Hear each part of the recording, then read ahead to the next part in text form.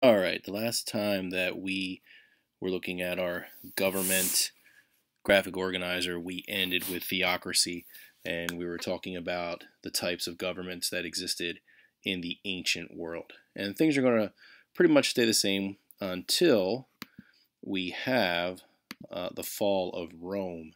So, some of you, or perhaps all of you, read the section in the textbook about the Roman Empire, and you are familiar with how large that empire was.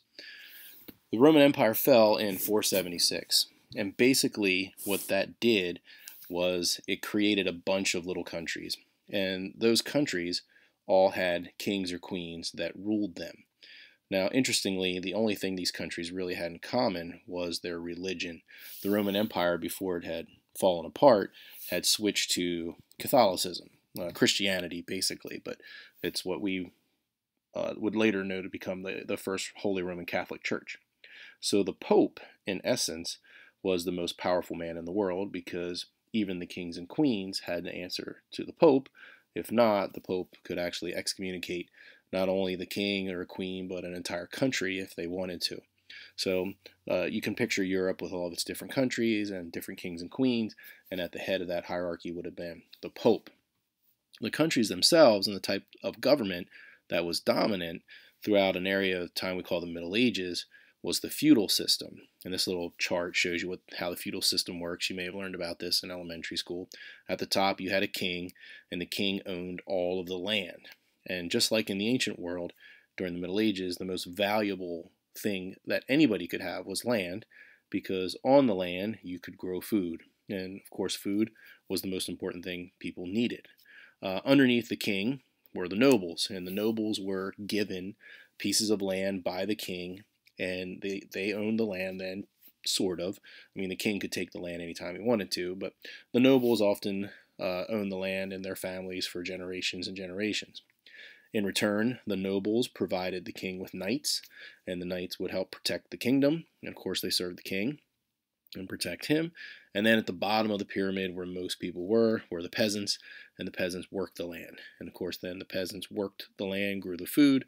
The food went to the knights and the nobles and the king. And if you were lucky as a peasant, you got enough food to keep you living and farming for everybody else.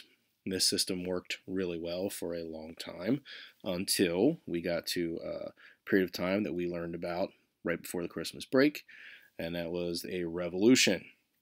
You may recall that revolution means a great change, and of course, this came about during the Renaissance.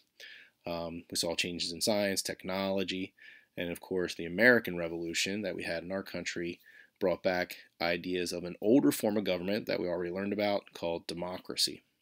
Now, along with it, with the trade that started to happen between countries around the world, we had the growth of a middle class, and that also brought back an old government type that we had learned about before, which was aristocracy. These should be terms that you're familiar with already. Remember, during the Age of Revolution, you had the American Revolution, the Scientific Revolution, the Industrial Revolution. Well, along with those changes came two types of government. Now, these two types of government are basically the same thing. There's only one difference between them: a representative democracy and a constitutional democracy. The representative democracy is basically the type of government that you're living in now. We have elected officials that are voted into power by the people, and those officials are trusted to make the best decisions for the people, not for themselves. The American Revolution and the Founding Fathers were the blueprint for this government. So basically what that means is once the revolution took place in America, those ideas and how to set up a government spread to Europe and then eventually to all other parts of the world as well. The other type of democracy is a constitutional monarchy or a constitutional democracy. This is the same type of government. You have elected officials that are trusted to make decisions for the people. The only difference here is that some of the kings or queens, when they gave up their power, they were allowed to keep their title. And basically that means that they're a figurehead. They don't really have any power in government, but they're still there. They own land. Often they have a lot of money. They might be loved by the people, but they're really not involved in making laws or deciding whether or not a country goes to war or anything like that. Now, the time in history that we started reading about yesterday, the Russian Revolution brought about a different type of government. The Russian Revolution paved the way for communism. Now, remember that communism is a little different because it's both a government and an economic system. And if we were to examine the ideals of communism, what communism really means, you would find that the philosophy of communism really predicts that you would have an absolute lack of government. It really says that basically if people worked together and shared all of the resources, there would be no need for government. So eventually government would disappear.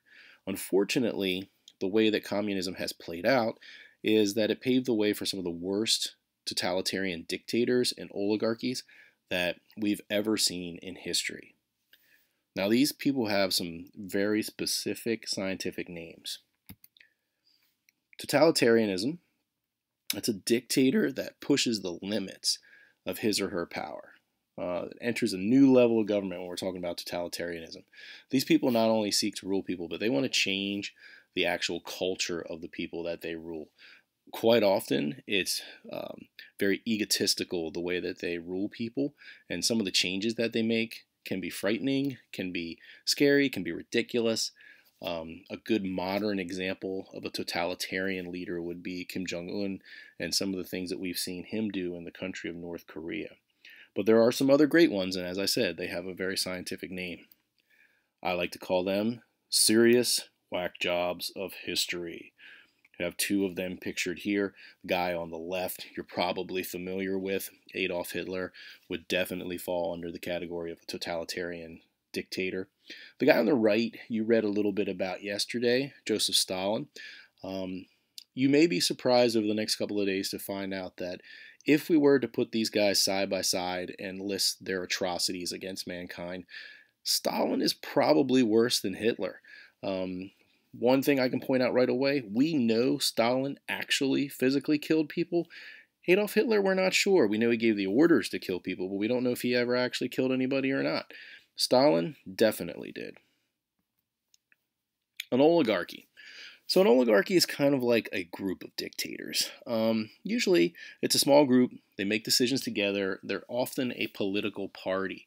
Now, these groups are not usually elected into office. Usually what happens is there's a military coup, there's a revolution of some type, a small group. Sometimes it's generals, sometimes not, but usually it is. They take control like they did in the Russian Revolution. And that small party or one party system usually then continues to rule a country for a long time after that. They do tend to make decisions as a group. Sometimes there is an appointed leader, in the case of Russia with Lenin. But eventually, if an oligarchy has one person take charge, they move into the dictatorship category. But if they continue to make decisions as a group, they're considered an oligarchy.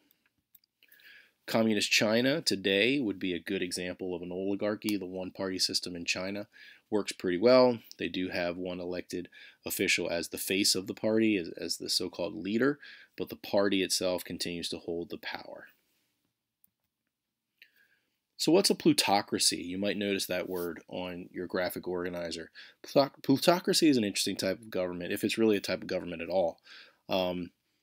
We'll call it a government for the sake of this presentation, but basically a plutocracy is a small group. The richest people make up that small group, and they use their money and influence to kind of direct which way the government goes.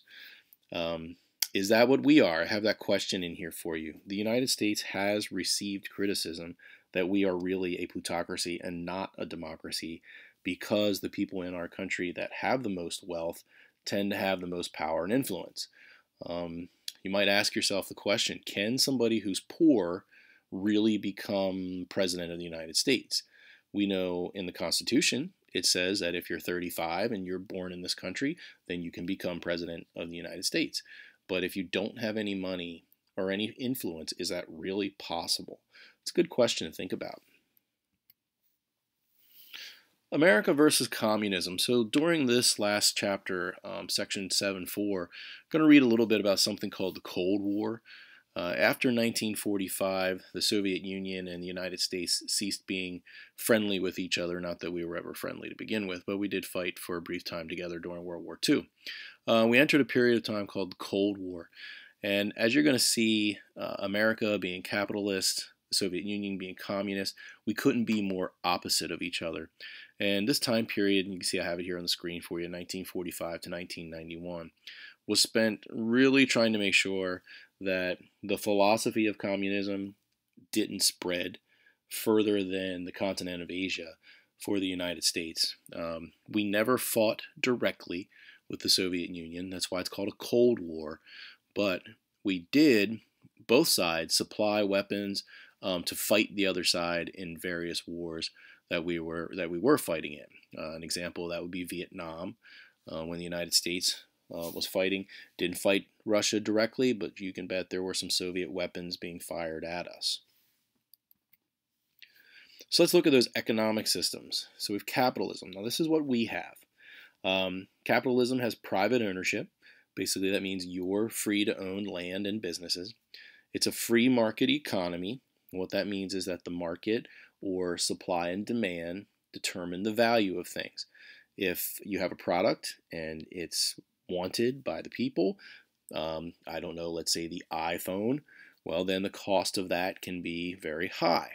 If you have a product that's wanted by the people and it's in short demand, then the product can be extremely high, like oil. If you have a product that's not wanted by people, then it's probably not going to sell and it will fail. And if you have a product that is plentiful in supply and it doesn't cost a lot to make, then it's a cheap product. There are a lot of great successes in capitalism, but unfortunately more people fail than succeed.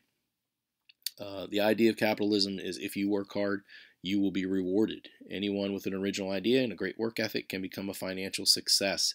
That's called the American dream, people. Social class movement is possible in capitalism. You can be born poor, you can come up with a great idea, make $1 million, and you can die rich at the top of the social classes. It is possible. Communism, like I said, is kind of the exact opposite. So businesses and property are owned by the government. There are no social classes in communism, theoretically. This sharing of resources and the elimination of government would pretty much eliminate the need for social classes. Government services are provided, things like free education, free healthcare, and guaranteed employment. There's no failure in communism because the government doesn't let you fail.